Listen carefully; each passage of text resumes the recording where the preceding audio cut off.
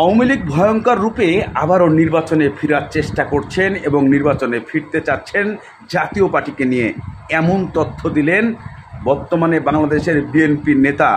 উনি বলেছেন ডক্টর ইউনূসকে হুঁশিয়ারি হতে এবং হুঁশিয়ার থাকতে, কারণ ভয়ঙ্কর রূপে যখন আওয়ামী লীগ দেশে ঢুকছে তখন তাদের বিপদ ঘন।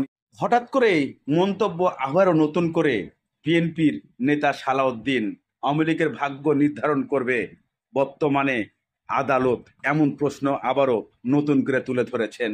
আসলে বিএনপির নেতা সালাউদ্দিন কত রঙের কত কথা বলতে পারে আওয়ামী লীগকে নিয়ে, এই আওয়ামী লীগের পক্ষে আবার এই আওয়ামী লীগের বিপক্ষে, আপনারাই বলতে। এবার জাতীয় পার্টির জিএম কাদের খেলা শুরু করতে যাচ্ছেন।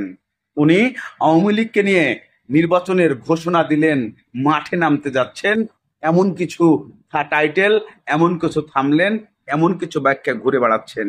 এটা কতটুকু সত্য এবং এর পিছনে আসল রহস্য কোথায়? সত্যি কি জাতীয় পার্টির জিএম কাদের আওয়ামী লীগকে নিয়ে মাঠে নামছেন?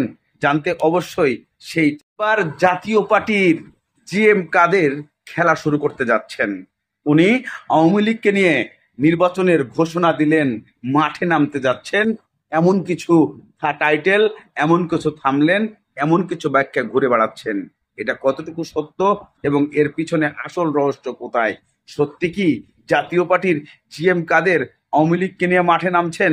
জানতে অবশ্যই সেই।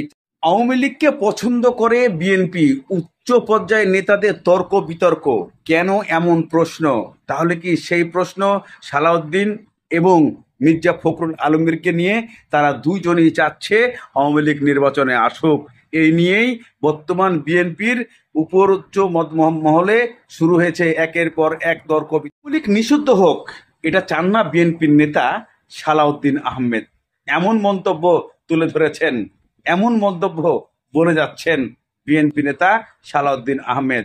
আপনারা স্ক্রিনে দেওয়া সেই থাম্বনেলের উপরে লোগো আছে পেজ বা প্রোফাইল বা এই ইউটিউব চ্যানেল থেকে আপনারা তথ্যটি জেনে নেবেন সালাউদ্দিন এই কথাটা কেন বলছে, কি কারণে। বিএনপি নেতা সালাউদ্দিন বলছে আওয়ামী লীগ নির্বাচন করতে পারবে, কোন ইস্যুতে, কোন তথ্য, কোন নিয়মে করতে পারবে এটা জানতে চায় সাধারণ জনগণ।